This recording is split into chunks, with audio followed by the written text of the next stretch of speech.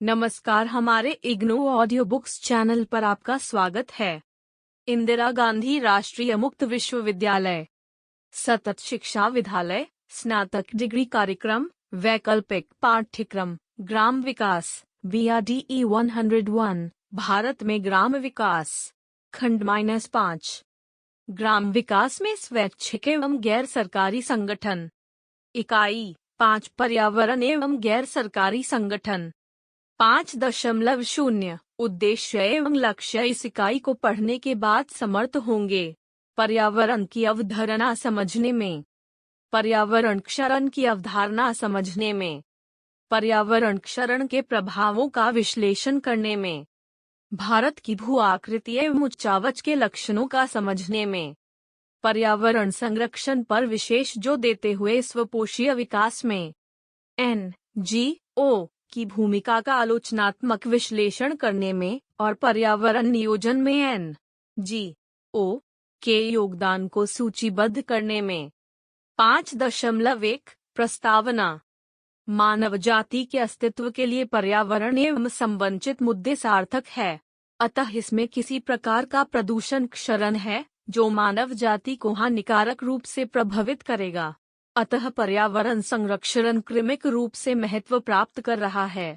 ऐसे विन्यासों में जहां संस्थाएं कमजोर है, जन सूचना, सामुदायिक दबाव, स्वयंसेवी संगठन एवं गैर सरकारी संगठन अभी तक के अधिक विश्वसनीय एवं दक्ष पर्यावरण नियमन के लिए शक्तिशाली एवं महमेज हो सकते हैं। पूरी तरह से जन सूचनाओं के चारों ओर निर्मित पर्यावरण कार्यक्रमों की स्पष्ट सीमाएं होती है। एक प्रतिमान पूरे विश्व में देखा गया है कि समुदायों की तरफ से अथवा निचले स्तर से किए गए प्रयास राष्ट्रीय स्तर पर औपचारिक कार्यों के लिए मंच देते हैं। इस इकाई में पर्यावरणीय एवं संबंधित समस्याओं एवं इनमें सुधार के लिए कार्य कर रहे गैर सरकारी संगठनों से परिचित कराने का प्रयास किया जाएगा। 5.2 पर्यावरण अवधारणा एवं वर्गीकरण संपूर्ण पारिस्थितिकीय उपागम के अनुसार वह सभी कुछ जो हमारे चारों तरफ है, हमारे पर्यावरण का भाग माना जाता है। यह गैर सजीव भी हो सकते हैं या सजीव वस्तु भी हमारे पर्यावरण का भौतिक घटक है। सौर ऊर्जा, मृदा, जल एवं वायु सजीव या जैविकीय घटक, जैविक घटक कहे जाते हैं, जबकि गैर सजीव वस्तु अजैविक घटक के रूप में जाने जाते हैं। समग्र रूप से सजीव एवं गैर सजीव भागों के अंतःक्रिया एक दूसरे पर एवं आस पड़ोस पर उसके प्रभाव को पर्यावरण के रूप में जाना जाता है। हमारे पर्यावरण के 4 घटक हैं। ये निम्नलिखित है। 1. स्थल मंडल मृदा एवं चट्टानों से मिलकर बनी पृथ्वी की ऊपरी सतह स्थल मंडल होती है।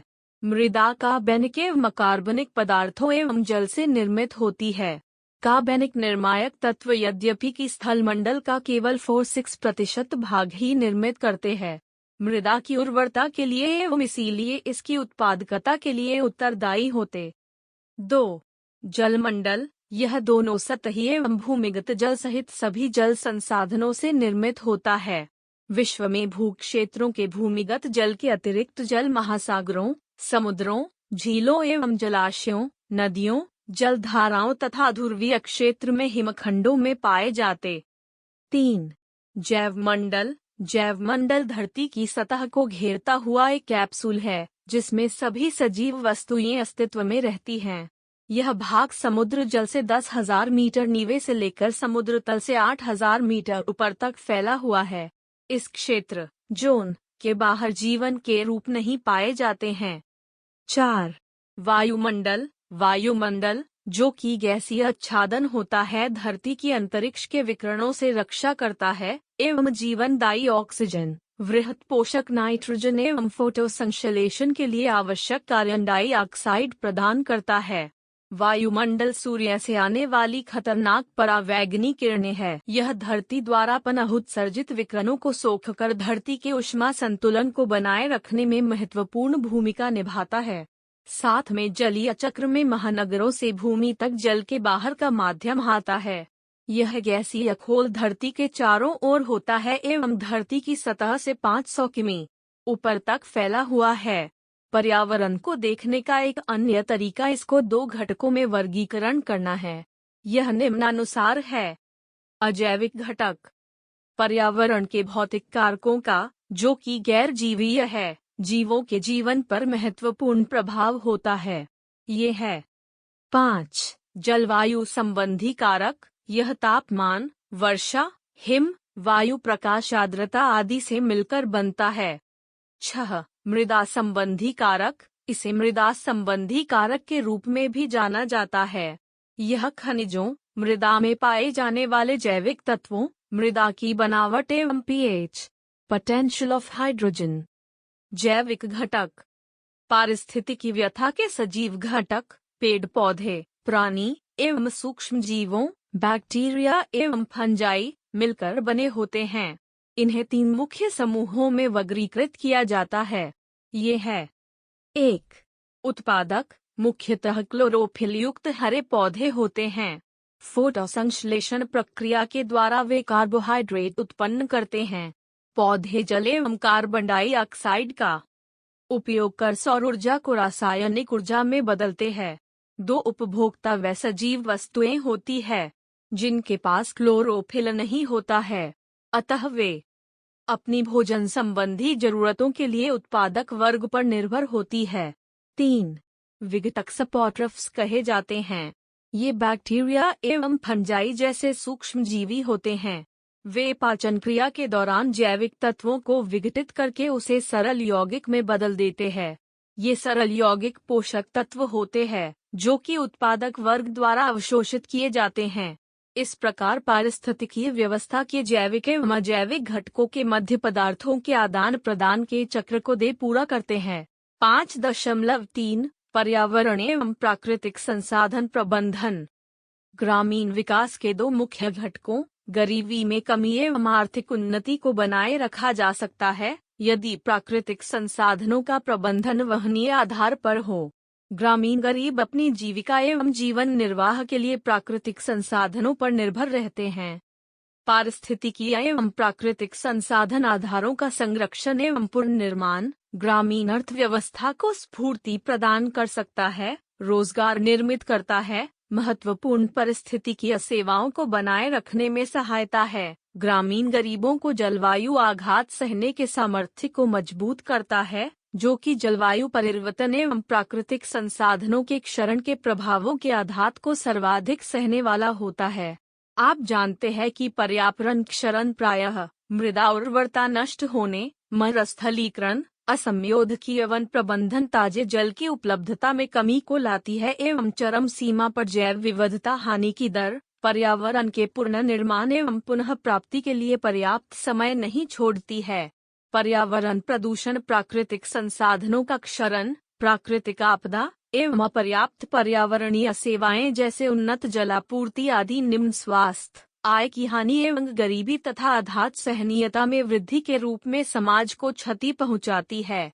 प्राकृतिक संसाधनों के भंडारण पर गरीबों की निर्भरता, विशेष रूप से वे बहुसंख्यक गरीब जो कृषि पर निर्भर है, पर्यावरणीय झटकों के प्रति गरीबों की आघात सहनीयता एवं दूरगामी पर्यावरणीय प्रभावों के कारण प्राकृतिक संसाधनों का संपोषणीय तरीके से प्रबंधन महत्वपूर्ण है। विकासशील देश जो महत्वपूर्ण पर्यावरणीय दबावों का सामना कर रहे हैं, उसकी जड़ें इन देशों में गरीबी, ग्रामीण विकास का अभाव एवं सार्वजनिक आधार संरचना एवं मौलिक सुविधाओं की अनुपस्थिति में है। सिर्फ उदाहरण लेते हैं जंगलों की कटाई, गरीबों की हवाशा भरी ईंधन की आवश्यकता एवं उनकी कृषि भूमि की आवश्यकता, इन दोनों के कारण ही तेज हुई है। विश्व बैंक आकलन के अनुसार भारत के पर्यावरण क्षरण की वार्षिक कीमत लगभग 3.75 अरब रु है, 80 करोड़ डॉलर, जो कुल जीडीपी का 5.7% के बराबर है। इसके लिए सर्वाधिक दोषी प्रदूषण है, मुख्यतः सूक्ष्म कणों PM10 से होने वाले बाह्य प्रदूषण अधिकांशतः जीवाश्म ईंधन का जलने के कारण होता है। इसके साथ साथ स्वच्छता, जलापूर्ति, स्वच्छता एवं सफाई की सहज उपलब्धता के अभाव के कारण होता है। 132 देशों के नए सर्वेक्षण, जहां पर पर्यावरण का सर्वेक्षण किया गया, में वायु प्रदूषण, मानव स्वास्थ्य पर प्रभाव में भारत का स्थान 126वां है। विश्व स्वास्थ्य संगठन के सर्वे के अनुसार भी, जो कि G20 अर्थव्यवस्था पर किया गया था, पूरे विश्व में सर्वाधिक प्रदूषित 20 नगरों में से 13 नगर भारत में स्थित थे। 5.3.1 पर्यावरणीय मुद्दे। भारत में अनेकों पर्यावरणीय मुद्दे हैं। वायु प्रदूषण, जल प्रदूषण, कचरा प्रदूषण, ये सभी भारत में प्राकृतिक पर्यावरण के लिए चुनौती है।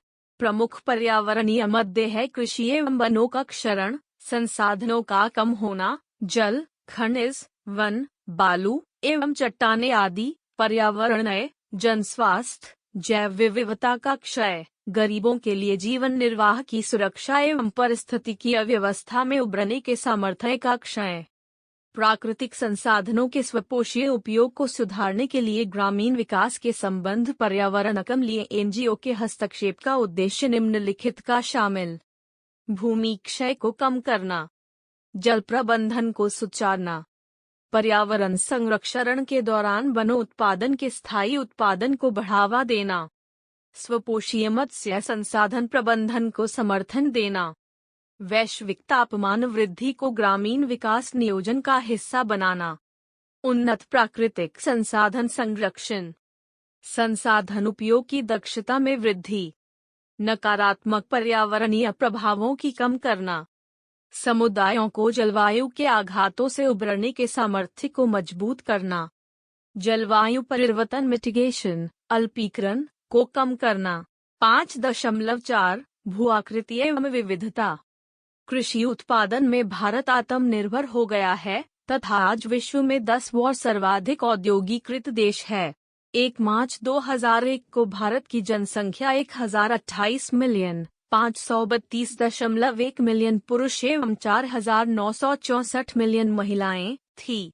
विश्व के कुल भूभाग मिलियन वर्ग किमी का 2.4% भाग भारत के पास है एवं यह विश्व की कुल जनसंख्या के 16.7% को सहारा देता एवं स्वपोषित करता है। इसका क्षेत्रफल 32,87,263 वर्ग किमी है, जो कि उत्तर में हिमालय से दक्षिण में उष्णकटिबंधीय वर्षा वनों तक फैला हुआ है। भारत की भूमि सीमा लगभग 15,200 किमी है। मुख्य भूमि लक्षद्वीप एवं अंडमान निकोबार द्वीप को शामिल करते हुए तटीय सीमा की कुल लंबाई 9,517 किमी है। मुख्य भूभाग 4 भागों से मिलकर बना है। 1. वृहत पर्वतीय क्षेत्र, 2. सिंधु गंगा का मैदान, 3. मरुस्थलीय क्षेत्र, 4. दक्षिणी प्रायद्वीप। तटीय क्षेत्र भारत का तट 7,517 किमी 4,671 में लंबा है।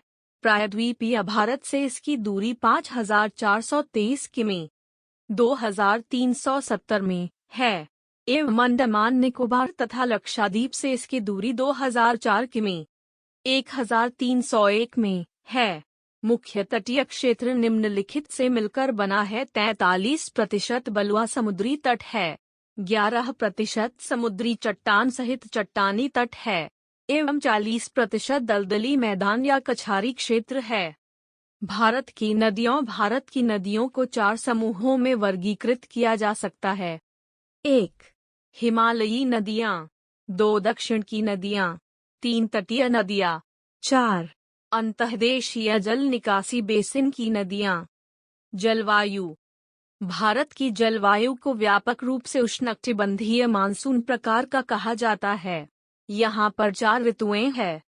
1. शीत ऋतु जनवरी फरवरी, 2. ग्रीष्म गर्म मौसम मध्य मार्च मई, 3. दक्षिण पश्चिम मानसून जून सितंबर, 4. दक्षिणी प्रायद्वीप में उत्तर पूर्व मानसून के नाम से जाना जाने वाला मानसून पश्चात अक्टूबर दिसंबर। आप सुन रहे ऑडियो लर्निंग को। 5.5 भूमि भू आकृति एवं उच्चावच। भारत विश्व का 7वां सबसे बड़ा देश है। बढ़ती जनसंख्या एवं नगरीकरण ने इसके वनों एवं कृषि भूमि में कमी की है। कुल भू क्षेत्र 328.78 मीह में से 146.82 मीह भूमि खराब भूमि है। भूमि के क्षरण का मुख्य कारण जल एवं वायु क्षारण एवं जटिल कारक जैसे जल के ठहराव के कारण क्षारीयता था लवणीयता एवं भूमि की अम्लता है। भूमि का क्षरण अनुचित भूमि प्रबंधन व्यवहार एवं अनिश्चित उपयोग, ईंधन हेतु लकड़ी एवं चारा हेतु असंपोषकीय दोहन, स्थानांतरित खेती, वन भूमि का अतिक्रमण, वनों की आग एवं घासों को अत्यधिक चरना, कम क्षमता वाले भूमि में या प्राकृतिक खतरे वाली जगहों पर खेती का विस्तार जैसे कृषि व्यवहार, मृदा संरक्षण हेतु समुचित उपायों को न अपनाना, अनुचित रूप से फसलों का चक्रीकरण, कृषि रसायनों जैसे खाद, कीटनाशक आदि का अंधाधुंध प्रयोग, सिंचाई व्यवस्था में अनुचित नियोजन एवं प्रबंधन भूमि क्षरण के अंतर्निहित कारक है एवं रिचार्ज क्षमता से अधिक जल का दोहन भी भूमि एवं पारिस्थितिकी व्यवस्था में क्षरण करता है। कृषि व्यवहार। कृषि उद्देश्यों के लिए भूमि उपयोग पर दृष्टि डालने से हमें भूमि धारण की समस्या को समझने में सहायता मिलेगी। भारत के कुल भूक्षेत्र 327.7 मिलियन हेक्टेयर में से शुद्ध दुआई का क्षेत्रफल 14,189 मिलियन हेक्टेयर है, जबकि सकल फसली क्षेत्र 192.80 मिलियन हेक्टेयर है। शुद्ध सिंचित क्षेत्र 80.20 मिलियन हेक्टेयर है एवं फसली सघनता 135.90% है। पिछले 50 वर्षों में जहां भारत की जनसंख्या में 3 गुना वृद्धि हुई है, वहीं खेती वाले कुल भूमि के क्षेत्रफल में केवल 20.2% वृद्धि हुई है। 1951 में 118.75 में से 2005-2006 में 141.29 मिलियन हेक्टेयर, इसमें से अधिकांश विस्तार वनों एवं चारागाह भूमि के अतिक्रमण के द्वारा हुआ है। कृषि विस्तार, विकास एवं साधनता ने मृदा धारण एवं भूमि लवणीयता एवं पोषक तत्वों की हानि में वृद्धि की है। अपशिष्ट कृषि अवशेषों को जलाना गेहूं एवं चावल की डंठलों एवं अन्य कृषि अवशेषों को जलाना भूमि की उर्वरता को कम करता है एवं वायु प्रदूषण तथा धुआं का स्रोत है। ये डंठल नाइट्रोजन, फास्फोरस एवं पोटेशियम से भरपूर होते हैं। जब इन्हें सड़ाते हुए भूमि में पुनः चक्रीकृत किया जाता है तो ये मिट्टी की उर्वरता में वृद्धि करते हैं। डंठल जलने से भूमि की सतह के ऊपरी 3 इंच का तापमान इतना अधिक हो जाता है कि मिट्टी में कार्बन नाइट्रोजन संतुलन तेजी से परिवर्तित हो जाता है। इससे भी अधिक अग्नि खेत में मित्र जीव जंतुओं एवं बैक्टीरिया को भी नष्ट कर देता है। मृदा क्षरण। मृदा गैर नवीकरणीय विलक्षण प्राकृतिक संसाधन है। ऐसा आंकलन किया गया है कि वायु एवं जल क्षरण के द्वारा विश्व की मृदा का 1/6 भाग पहले ही विकृत हो चुका है। परिणाम स्वरूप मृदा क्षरण एवं जलाशयों में बालुईकरण भयानक आर्थिक परिणामों के साथ पर्यावरणीय समस्याएं पैदा कर रहा है, जबकि पहाड़ी क्षेत्रों में मृदा क्षरण भूस्खलन बाद वनों के कटाव को जन्म दे रहा है। चारागाहों का तेजी से खत्म होना। परंपरागत कृषि व्यवहार एवं वन क्षेत्रों में खनन एवं विकास परियोजनाओं की परिणति हरित क्षेत्रों के गंभीर मृदा क्षरण में हुई है। 5.5.1 वन आच्छादन में परिवर्तन। वन पारिस्थितिकी व्यवस्था का भाग है जो जीवन अर्थव्यवस्था एवं समाज का पोषण करते हैं एवं सहारा देते हैं। वन अनेकों प्रकार की सेवाएं प्रदान करते हैं जो मृदा क्षरण, बाढ़, भूस्खलन से रोकथाम, मृदा उर्वरता का अनुक्षरण एवं वायुमंडल में कार्बन का संतुलन को शामिल करता है। 2005 के अनुमान के अनुसार भारत में कुल वन आच्छादन 6,77,088 वर्ग किमी है, जो भारत के कुल भूक्षेत्रफल का 20.80% है। भारत में कुल 91,863 वर्ग किमी में वृक्षों से आच्छादन का अनुमान लगाया गया है। भारत के कुल भूक्षेत्रफल का लगभग 279 के है। वे प्रमुख कारक जिन्होंने भारत में वन आच्छादन में कमी में योगदान दिया है, यह है वन पारिस्थितिकी व्यवस्था को प्रभावित करने वाले चालक एवं दबाव, वनों का विकास एवं विकृति का अंतर्निहित कारण, जनसंख्या का दबाव, गरीबी एवं कमजोर संस्थात्मक ढांचा है। वन संसाधनों की अधिक आवश्यकता जैसे ईंधन हेतु लकड़ी, चारा, इमारती लकड़ी, व्यावसायिक उपयोग हेतु लकड़ी एवं कागज के लिए वनों के पुनर्निर्माण क्षमता एवं वृद्धि की तुलना में अतिदोहन की ओर ले जाती है, जो वनों के समाप्त होने की प्रक्रिया को तीव्र कर देती है। खनन। भारत विविध प्रकार प्राकृतिक संसाधनों में धनी है। खनन गतिविधियां प्रायः भूमि क्षय, विशेष रूप से खुली खदानों एवं भूगर्भ खनन में भूमि घसने जैसी पर्यावरणीय समस्या लाता है। वनाच्छादित क्षेत्रों में खली खदानें जंगल का कटाव करती है। जैसा कि हाल में आंकलन किया गया है, खनन परिसर देश के कुल भूभाग का 0.06% भाग पर काबिज है। 5.5.2 बाढ़ डैश जलग्रहण क्षेत्र में वनों की कॉटन, भूतल वनस्पतियों का विनाश, भूप्रयोग में परिवर्तन, बढ़ता नगरीकरण एवं अन्य विकास गतिविधियों के कारण ही भारत में मुख्य रूप से बाढ़ों की आवृत्ति बढ़ रही है। अधिक बलुईकरण एवं जल प्रवाह व्यवस्था की क्षमता में कमी, नदियों एवं जलधाराओं को उनके किनारों पर ऊपर बहने का तथा अनुप्रवाह में दाढ़ का कारण है, जो उत्पादक भूमि व्यवस्था को पर्याप्त क्षति पहुंचाती है।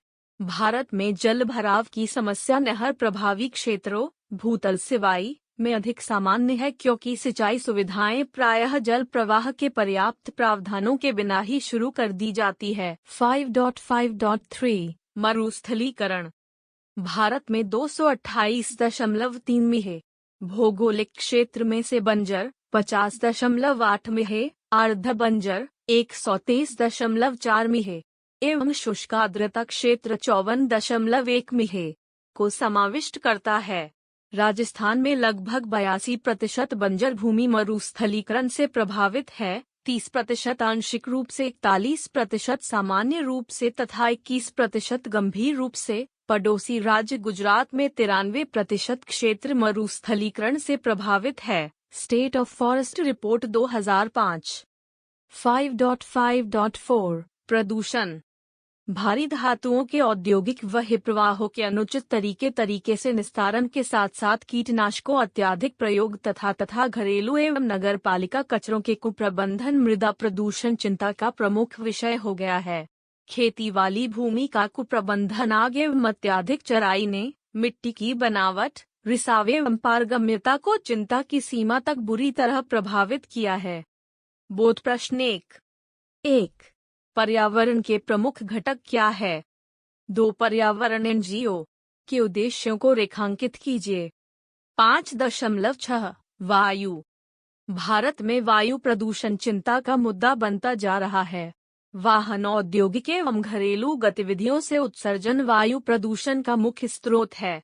एक रिपोर्ट के अनुसार भारतीय नगरों में वायु की गुणवत्ता विश्व में सबसे खराब है। आंतरिक एवं वायु प्रदूषण के कारण विश्व में प्रत्येक वर्ष घटने वाली 3 मिलियन असामयिक मृत्यु में से सर्वाधिक संख्या भारत में घटित होने का अनुमान लगाया गया है। भारत में बढ़ता वायु प्रदूषण 50-60% नगरीय गरीबों जो गंदी बस्तियों में रहते हैं लिए जानलेवा खतरा है। वाहनों से होने वाले उत्सर्जन में sulphur dioxide, nitrogen oxide, carbon monoxide, lead, ozone, benzene तथा हाइड्रोकार्बन जैसे प्रदूषणकारी तत्व होते हैं। गोयल 2005 जो नगरीय क्षेत्र में प्रमुख वायु प्रदूषक तत्व है। वाहनों से होने वाले प्रदूषणों के बारे में सबसे खराब बात यह है कि इन्हें टाला नहीं जा सकता, क्योंकि वाहन उत्सर्जन भूमि के सतही स्तर पर होता है।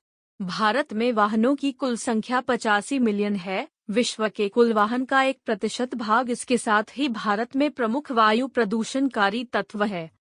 औद्योगिक क्षेत्र में वृद्धि बढ़ती हुई जनसंख्या के साथ लघु एवं बड़े आकार के उद्योगों के संयोजन पर आधारित विविधीकृत औद्योगिक संरचना के विकास ने वायु प्रदूषण की बढ़ती दरों में भूमिका अदा की है। विभिन्न उद्योगों से वायु जनित उत्सर्जन चिंता का मुख्य विषय है। कृषि अपशिष्टों को जलाना विभिन्न स्वास्थ्य खतरों जैसे श्वास, चर्म एवं आँख के रोग पैदा करने के अतिरिक्त यह गैसें काफी मात्रा में अर्धजलीय पदार्थ का उत्सर्जन करने के कारण भी वायु प्रदूषण करती हैं। गहन खेती भी ग्रीन हाउस गैसों जैसे कार्बन डाइऑक्साइड, मीथेन एवं नाइट्रस ऑक्साइड का उत्पादक होता है, जो जलवायु परिवर्तन का कारण है। घरेलू बोत्र आंतरिक वायु प्रदूषण पर्याप्त मात्रा में वायु प्रदूषण जीवाश्म ईंधनों के जलाने का परिणाम है। औद्योगिक क्षेत्र के पश्चात घरेलू क्षेत्र भारत में ऊर्जा का दूसरा सबसे बड़ा उपभोक्ता है। National family health survey NFHD3 ने पाया है कि भारत के 71% घर ठोस ईंधन का प्रयोग खाना पकाने के लिए करते हैं, जबकि ग्रामीण क्षेत्र में 91% घर ऐसा करते हैं। 5.7 जल मांग में धीमे एवं विकास का दबाव भारत में जल उपलब्धता के दृश्य को परिवर्तित कर रहे हैं। निगत जल समाप्त हो रहे हैं एवं भूतल जल स्रोत प्रदूषित हो रहे हैं। देश के दलदली एवं तटीय बागवानी क्षेत्रों की जैव विविधता में तेजी से कमी आ रही है। वर्तमान सामाजिक आर्थिक गतिविधियां एवं आर्थिक प्रोत्साहन जल के असहनीय उपयोग को बढ़ावा डंडा रहे हैं। उपभोग योग्य जल के निम्नलिखित प्रमुख स्रोत है। भूतल जल। भारत अनेक नदियों से धनी है। अनेकों सहायक नदियों एवं जल धाराओं के साथ 12 प्रमुख नदियां इस उपमहाद्वीप में प्रवाहित है एवं 252.8 में जल ग्रहण क्षेत्र का निर्माण करती है।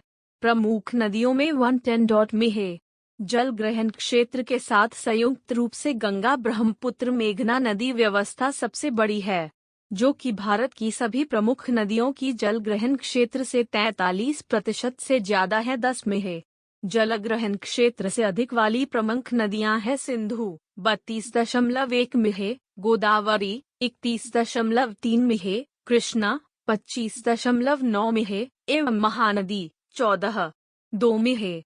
भूमिगत जल।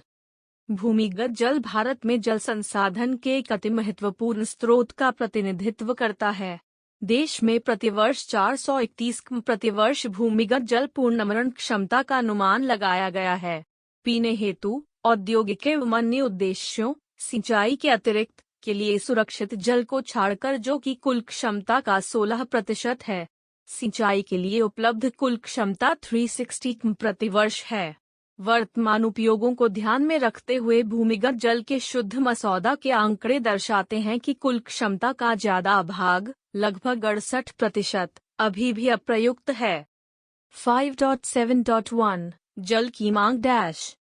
जल की कमी भारत के विकास को सीमित करने वाला प्रमुख कारक है।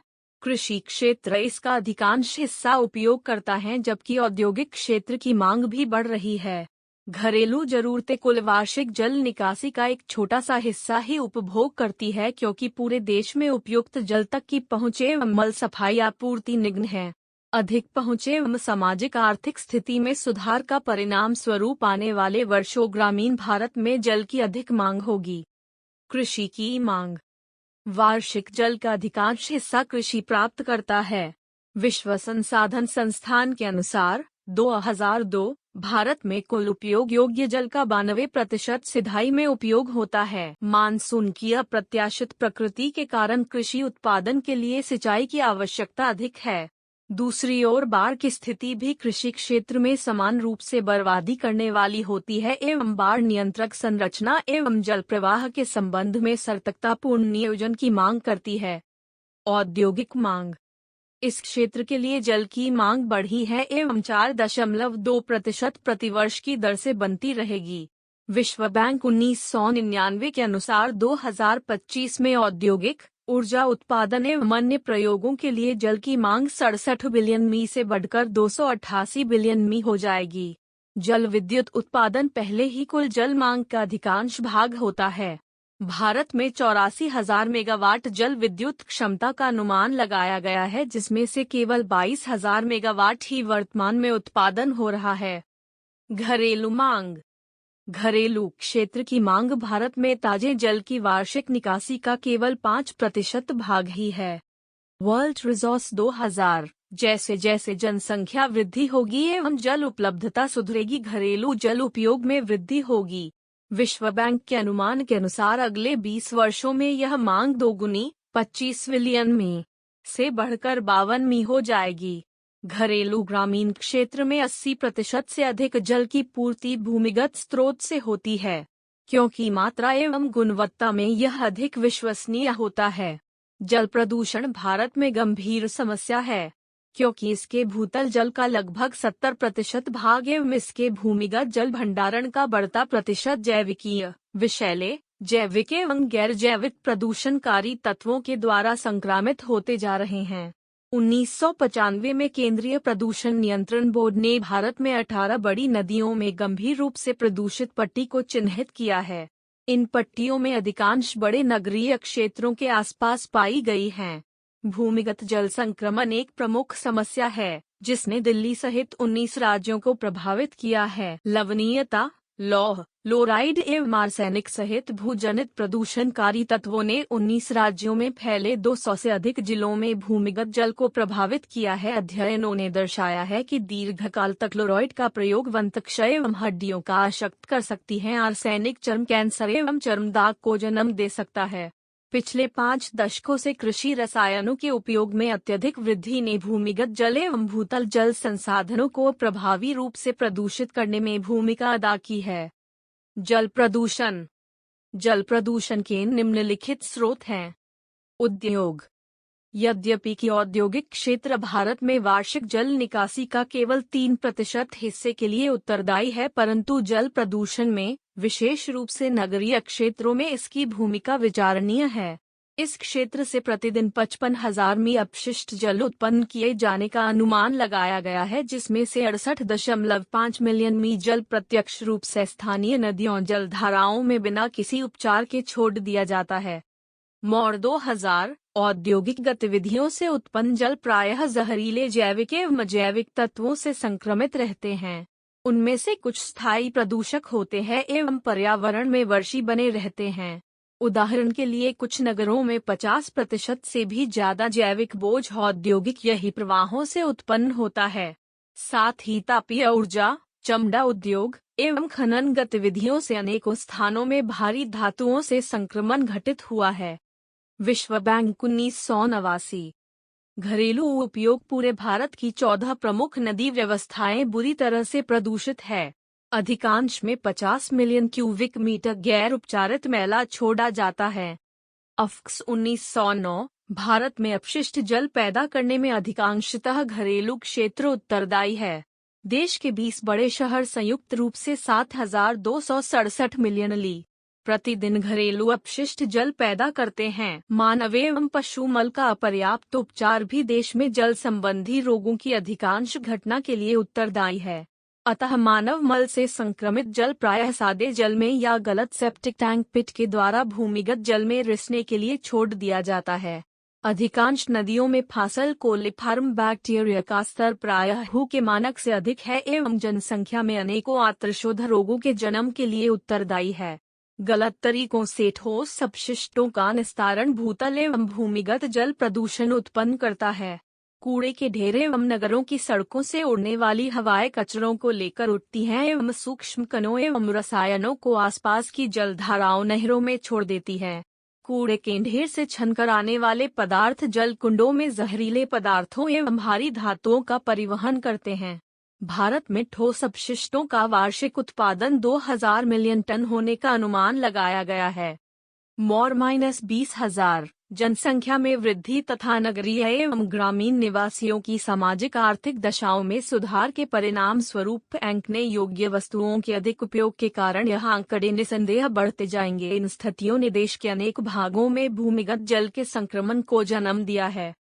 आप सुन रहे ऑडियो लर्निंग को। 5.8 जैव विविधता। भारत अपार वैविध्यवाला देश है। केवल 2.4% भू क्षेत्र होने के साथ 45,000 पौधे एवं 91,000 प्राणियों की प्रजाति के सहित विश्व में रिकॉर्ड की गई कुल प्रजातियों का 78% भाग भारत के पास है। भारत अफ्रीकी उष्णकटिबंधीय, हिंदमलायन एवं पैलियो आर्कटिक परिमंडल के तराई जंक्शन पर स्थित है, जो कि महत्वपूर्ण जैव विविधता प्रदर्शित करता है। 17 चिह्नित विशाल वैविध्य वाले देशों में से एक होने के कारण यह स्तनपायी प्राणियों के 5.58%, पक्षियों के 13.66%, सरीसृपों के साथ 91 एवं उभयवरों का 4.66%, मत्स्य का 11.80%, पौधों की प्रजातियों अमिलिखित किए जाने के कारण है। भारत का वन आच्छादन अंडमान निकोबार, पश्चिमी घाट एवं पूर्वोत्तर भारत के उष्णकटिबंधीय वर्षा वनों से लेकर हिमालय के शंकुल वनों तक फैला हुआ है। इन स्थितियों के मध्य साल बहुल भारत के आर्द्रपतझनी वन, दक्षिणी भारत के टीक बहुल शुष्क पतझनी वन तथा केंद्रीय दक्षिण तथा गंगा के पश्चिमी मैदान के बबूल बहुल कटीले वन स्थित है। भारत के पास जैव विविधता के 2 मुख्य स्थल है। ये है 1 पूर्वी हिमालय, 2 पश्चिमी घाट एवं ये विविध परिस्थितिकी अधिवास से निर्मित है। 1 वन, 2 घास के मैदान 3, दलदल 4, तटीय एवं सामुद्रिक परिस्थितिकी 5, मरुस्थलीय परिस्थितिकी। 5.8.1 जैव विविधता को खतरा। ग्रामीण जनसंख्या जो कि भारत की कुल जनसंख्या का लगभग 74% भाग है, चारे ईंधन हेतु लकड़ी, इमारती लकड़ी एवं अन्य लघु वन उत्पाद के लिए जैव विविध संसाधनों पर निर्भर है। जनांकीय परिवर्तन के साथ भूमि एवं मानव के अनुपात तथा वन एवं मानव के अनुपात में तेजी से कमी आई है। वन क्षेत्रों में, घाटियों की तलहटी में, जलाशयों के निर्माण में कुछ सर्वोत्तम वनों एवं जैव विविध से भरपूर विलक्षण पारिस्थितिकी को नष्ट किया है। जल विद्युत एवं खनन परियोजनाओं के कारण वनों की कौटन भारत में जैव विविधता के लिए सबसे बड़ा खतरा है। जैव विविधता की क्षति की वर्तमान उच्च दर के लिए प्रत्यक्ष या अप्रत्यक्ष रूप से मानवीय गतिविधि या उत्तरदायी है। कुछ प्रमुख मुद्दे हैं: अधिवास की क्षति, कृषि गतिविधियों के कारण भूखंडीकरण एवं भूधरण, दोहन, खनन, मत्स्य, जलभराव, जुताई एवं विकास, मानव बस्तियां, उद्योग एवं संबंधित आधार संरचना, वन संगठन एवं गुणवत्ता में परिवर्तन एवं परिणामी अधिवास के प्रकार वन जीवन के लिए मूल भोजन प्रजातियों में पतन की ओर ले जाते हैं। शिकार एवं अवैध शिकार, आक्रमणकारी प्रजातियों, वन जीव संसाधनों का अति दोहन, वायुमंडल, जल एवं मृदा का प्रदूषण, जलवायु में वैश्विक परिवर्तन। बोध प्रश्न 2। 1. भारत में भूमि धारण करने वाले कारणों की विवेचना कीजिए। 2. वायु प्रदूषण के लिए उत्तरदायी प्रमुख कारक क्या है? 5.9 एनजीओ की भूमिका एवं गतिविधियां। विकास एवं संग्रधारण दोनों प्रकार की गतिविधियों में एनजीओ प्रमुख खिलाड़ी है। सूक्ष्म स्तर, समुदाय स्तर पर वे निम्न कार्य करते हैं। 1. मूलभूत आवश्यकताओं एवं सुविधाओं को हासिल करने में सहायता। 2. मुद्दों को चिह्नित करने में जागरूकता पैदा करने में जमीनी स्तर के समुदायों हेतु सूचनाएं प्रदान करना। 3. समुदायों की समस्याओं एवं आवश्यकताओं को रुष्ट करना एवं इन्हें उनके ध्यान में लाना जो परिवर्तन को प्रभावित कर सकते हैं। 4. समुदायों के पर्यावरण एवं विकासात्मक अधिकार दोनों की रक्षा करना एवं समुदायों को अपने प्राकृतिक संसाधनों का प्रबंधन करने के लिए समुदायों की क्षमता का निर्माण करना एवं स्वपोपीय विकास की चिंताओं से निपटना। एनजीओ जो बड़े पैमाने पर राष्ट्रीय स्तर पर कार्य करते हैं, वे मुख्यतः नीतिगत कार्यों पर जोर देते हैं। वर्तमान नीतियों एवं कानूनी ढांचे में कमियों एवं खाली स्थान को चिन्हित कर महत्वपूर्ण भूमिका निभाते हैं। जनता, निजी क्षेत्र एवं सरकार से सूचनाएं एकत्र करने में एवं शिक्षित करने में एवं कुछ मामलों में विरोध आंदोलन एवं कार्यकर्ताओं की दलबंदी में भी कार्य करते हैं। कुछ मुद्दे जिस पर की एनजीओ अपना ध्यान केंद्रित करते हैं एवं प्रयास करते हैं। ये स्थानीय ज्ञान एवं जनता को एकीकृत करते हुए प्राकृतिक संसाधन प्रबंधन प्रक्रिया को सूचित कर उन्हें सुसज्जित करना। प्राकृतिक संसाधन आधारित गतिविधियां जिस पर ग्रामीण गरीब निर्भर हैं, स्वपोषीयता के लिए संभावनाएं एवं पर्यावरणीय प्रभावों का आंकलन करना। कैसे प्राकृतिक संसाधनों के प्रबंधन के संबंध में ग्रामीण गरीबों के हितों को अंतर्राष्ट्रीय वार्तालाप में एकीकृत किया जा सकता है? बढ़ती हुई या आर्थिक गतिविधियों का पर्यावरण पर एवं प्राकृतिक संसाधनों की मात्रा एवं गुणवत्ता पर क्या प्रभाव है? क्या आर्थिक गतिविधियों का रूपांतरण एवं वैश्विक प्रक्रियाओं में बढ़ता हुआ एकीकरण संसाधनों की पहुंच पर संघर्ष को कम करता है या उनमें वृद्धि कर देता है? छोटे उत्पादकों जो वैश्विक आर्थिक प्रक्रियाओं से तेजी से एकीकृत होते जा रहे हैं के पर्यावरणीय प्रभावों का आंकलन करना कि कैसे नकारात्मक पर्यावरणीय प्रभाव कम किए जा सकते हैं।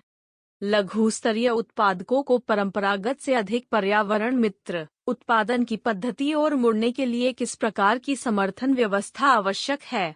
ऊर्जा का दक्षतापूर्ण उपयोग, पर्यावरण स्वपोपीय विकास, प्राकृतिक संसाधनों का स्वपोधीय उपयोग, पुनर्नवीकृत ऊर्जा तकनीक को बड़े पैमाने पर स्वीकार करना, सभी प्रकार के अपशिष्टों को कम करना। 5.9.1 पर्यावरण संरक्षण में एनजीओ की भूमिका। एनजीओ का मूल उद्देश्य जीवन की गुणवत्ता के समग्र सुधार में सामुदायिक सहभागिता के लिए स्थानीय एवं राष्ट्रीय प्रयासों में उत्प्रेरक के रूप में कार्य करना है। प्रमुख पर्यावरण कार्यक्रमों को बढ़ावा देने के लिए सार्थक सूचनाएं प्राप्त करने में एवं क्रियान्वयन को सुलभ बनाने में सरकार की सहायता भी करते हैं। पर्यावरण नीतियों को रूप प्रदान करने में सरकार एवं अंत सरकारी संगठनों के साथ एनजीओ अंतःक्रिया करते हैं। पर्यावरण मुद्दों पर विचार विमर्श हेतु विभिन्न श्रेणियों के हितग्राहियों की सहभागिता को सुलभ बनाना। वर्तमान पर्यावरण मुद्दों एवं हल पर जनता के मध्य जागरूकता सृजन करना। सहभागी ग्रामीण मूल्यांकन संचालित करना। प्राकृतिक संसाधनों का संरक्षण एवं संसाधनों के न्याय संगत उपयोग का दायित्व सौंपना। प्राकृतिक संसाधनों पर आंकड़े निर्मित करना। पर्यावरण गुणवत्ता पर नजर रखना एवं विश्लेषण करना। न्यूज़लेटर, ब्रोशर, लेख एवं दृश्य आदि माध्यमों से सूचनाएं हस्तांतरित करना। पर्यावरण जागरूकता को बढ़ावा देने के लिए सेमिनार, व्याख्यान एवं समूह चर्चा आयोजित करना। पर्यावरण संरक्षण पर परियोजनाओं की तैयारी, प्रयोग एवं क्रियान्वयन में ग्रामीण प्रशासनिक अधिकारियों की सहायता करना। प्राकृतिक संसाधनों के मूल उपयोगकर्ताओं को संसाधनों जिस पर कि वे सहभागी उपागम हेतु निर्भर है के स्वपोषीय प्रबंधन के लिए प्रोत्साहित करना एवं सशक्त करना एवं उनकी पसंद की जीविका ग्रहण के लिए दीर्घकालीन कार्यनीति विकसित करना। ग्रामीण विकास के लिए एवं स्वच्छ पर्यावरण के लिए पुनर्नवीकृत ऊर्जा का उपयोग एवं ऊर्जा दक्षता को बढ़ावा देना। वैश्विक जलवायु परिवर्तन की चुनौतियों को समझना एवं संबोधित करना। स्थायी समाधान को विकसित करने एवं क्रियान्वित करने के प्रयासों को मजबूत करने के लिए संस्थाओं, समुदायों एवं जनता को जोड़ने हेतु पहुंच बनाना। जलवायु परिवर्तन के प्रभावों के सार्वजनिक समझ को बढ़ावा देना। यह नकारात्मक प्रभावों को कम करने में सहायता कार्य करता है। यह पर्यावरण के प्रति मानव प्रतिक्रियाओं को स्वरूप भी प्रदान करता है। स्वपोषीय पर्यावरण को बढ़ावा देने के लिए जनता को जोड़ने का ध्येय है। स्वपोषीय पर्यावरण समझने के लिए कार्यवाही करना। तकनीकी एवं प्रबंधकीय संसाधनों तक पहुंच बनाना। वैधता या मान्यता प्राप्त करना। संस्थात्मक समर्थन प्राप्त करना। क्षेत्रों के अनुसार कार्यक्रम अपनाना। विकास संबंधी समस्याओं के लिए सटीक समाधान प्राप्त करना। सरकारी कार्यक्रमों में जनता की सहभागिता में वृद्धि करना। अधिक पारदर्शिता एवं जवाबदेही को बढ़ावा देना। सार्वजनिक सेवा व्यवस्था में सुधार को बढ़ावा देना। भारत में अनेकों एनजीओ हैं जो पर्यावरण संरक्षण एवं पारिस्थितिकी के क्षेत्र में कार्य कर रहे। यहाँ पर विस्तृत सूची है। 1. Assam science society. यह विद्यार्थियों एवं शिक्षकों को शिविरों के माध्यम से पर्यावरण शिक्षा एवं प्रशिक्षण प्रदान करती है एवं पर्यावरण सर्वेक्षण करती है। 2. Bombay natural history society. इसका लक्ष्य व्याख्यान, क्षेत्र भ्रमण, साहित्य एवं अभियान के माध्यम से वनस्पतियों एवं जंतुओं के बारे में ज्ञान को प्रसारित करना है एवं वन्य जीवन से संबंधित समस्याओं का अध्ययन करना तथा वन्य जीवन एवं इसके अधिवासियों के संरक्षण के लिए प्रबंधन योजना की अनुशंसा करना है। 3. Centre for environmental education. ये मुख्यतः समुदायों में पर्यावरण जागरूकता सृजन पर लक्ष्य करते हैं एवं विशाल नेटवर्क के माध्यम से व्यापक पर्यावरण शिक्षा एवं प्रशिक्षण कार्यक्रम को संचालित करते हैं। 4. Centre for science and environment. यह प्रदूषण, वन्य जीव एवं भूगी जल के उपयोग के क्षेत्र में शिक्षण कार्य, खोज एवं अनुसंधान में संलिप्त है। 5. CPR environmental education centre. C.P. Ramaswami Iyer foundation. यह मौलिक शिक्षण एवं पर्यावरण जागरूकता को बढ़ावा देता है, पर्यावरण पर संदर्भ सामग्री निर्मित करता है एवं विस्तृत करता है तथा पर्यावरण परियोजनाएं ग्रहण करता है। यह पर्यावरण शिक्षा के क्षेत्र में कार्य करता है। 6. केरल शास्त्र साहित्य परिषद। यह पर्यावरण का संरक्षण करती है, विकास का वैकल्पिक मॉडल उपलब्ध कराती है एवं जनता के मध्य विज्ञान को लोकप्रिय बनाती है। यह जल एवं ऊर्जा संरक्षण के बारे में जागरूकता सृजित करे एवं गैर परंपरागत ऊर्जा के स्रोतों जैसे धुआं रहित चूल्हा आदि को प्रोत्साहन देकर पारिस्थितिकी विकास के क्षेत्र में कार्य करती है। 7. कल्पवृक्ष। यह पर्यावरणीय मुद्दों पर समझ एवं सोच को बढ़ाने के लिए विशेष रूप से युवाओं में गठित नागरिकों का कार्यकाल है। पर्यावरणीय समस्याओं पर अनुसंधान संचालित करना, पर्यावरणीय मुद्दों पर अभियान चलाना एवं समग्र पर्यावरणीय परिप्रेक्ष्य विकसित करना इसका लक्ष्य है। यह नेचर क्लब का जाल विकसित कर स्कूल एवं कॉलेजों में पर्यावरण शिक्षा प्रदान करता है। पक्षी अवलोकन अभियान एवं नेघर परीक्षण संचालित करता है तथा स्कूल स्तर के लिए वर्कबुक भी विकसित किया है। 8. नर्मदा बचाओ आंदोलन। इसे मेघा पाटकर के नेतृत्व में 1986 में स्थापित किया गया था। यह मुख्यतः उनको शिक्षित करने पर लक्ष्य करती है जो बड़े विकास परियोजनाओं से प्रत्यक्ष रूप से प्रभावित होते हैं, जैसे कि आदिवासियों को इस प्रकार की परियोजनाओं के सामाजिक एवं पर्यावरणीय प्रभावों को सामान्य रूप से नर्मदा घाटी में बांध निर्माण का विरोध करना, सूचना का अधिकार के लिए एवं पर्यावरण स्वपोषीय नई जल नीति के लिए संघर्ष करना। यह जनजातियों को सरकारी विकास नीतियों एवं सेवाओं का पर्याप्त भाग प्राप्त करने में सहायता करती हैं एवं उन्हें स्वयं ही विकास गतिविधियां स्वीकार करने के लिए समर्थ बनाती है। यह मुख्यतः नर्मदा नदी घाटी के निवासियों को मानव अधिकार एवं न्याय पर वैकल्पिक विकास नीतियों, सामान्यतः बड़े बांधों से संबंधित पर्यावरणीय मुद्दों एवं विशेष रूप से नर्मदा परियोजना पर नर्मदा घाटी के निवासियों को शिक्षित, सक्रिय एवं संगठित करते हैं। वे प्रभावित गांवों का सर्वेक्षण करते हैं, जमीन एवं जंगल के मुद्दों एवं इस संबंध में सरकारी हस्तक्षेप के विरुद्ध विरोध करते हैं। वे विस्थापन के विरुद्ध एवं जनता के अधिकारों लिए संघर्ष करते हैं। वे नर्मदा समाचार नाम से द्वैमासिक पत्रिका का प्रकाशन भी करते हैं। 9. World wide fund for nature. स्वपोषीय एवं समुचित विकास के लिए आधार के रूप में पर्यावरण संरक्षण एवं प्रकृति संरक्षण को बढ़ावा देना इसका मुख्य उद्देश्य है। 10. Foundation for revitalisation of local health tradition (FRLHT). FRLHT भारतीय चिकित्सा विरासत को पुनः शक्ति प्रदान करने के दृष्टिकोण से प्रमुख ज्ञान संस्थान है। यह उस आकार एवं पैमाने पर नवाचारी कार्यक्रमों जिसके सामाजिक प्रभाव होगे को प्रायश्चित करे एवं क्रियान्वित करके भारतीय चिकित्सा विरासत की वर्तमान में सार्थकता का प्रदर्शन करना इसका ध्येय है। FRHT के कार्य में 3 क्षेत्रों पर भारतीय चिकित्सा व्यवस्था द्वारा उपयोग किए जाने वाले प्राकृतिक संसाधनों का संरक्षण, परंपरागत ज्ञान की वर्तमान में सार्थकता का प्रदर्शन, विरासत के संचरण के लिए सामाजिक प्रक्रियाओं को पुनः शक्ति प्रदान करना। 5.10 सार संक्षेप। भारत की पारिस्थितिकीय विविधता के लक्षण पर्यावरण प्रदूषण से गंभीर चुनौती का सामना कर रहे हैं जो कि घटती उत्पादकता, निम्न स्वास्थ्य, संसाधनों का क्षरण एवं जलवायु परिवर्तन के द्वारा ग्रामीण जनसंख्या के एक बड़े भाग को प्रभावित कर रहा है। सरकारें एवं अन्य अभिकरणों के अलावा NGO पर्यावरणीय मुद्दों के बारे में जागरूकता सृजन में गरीबों तथा पर्यावरण क्षय एवं विकास परियोजनाओं के कारण विस्थापन से प्रभावित समाज के सीमांत वर्ग के लोगों की वकालत करने में महत्वपूर्ण भूमिका निभाते हैं। 5.11 मुख्य शब्द। पर्यावरण, आसपास की दशाओं की संपूर्णता, जैव विविधता, विशिष्ट अधिवास में वनस्पतियों एवं प्राणियों के जीवन को। धन्यवाद, मिलते हैं अगले वीडियो में।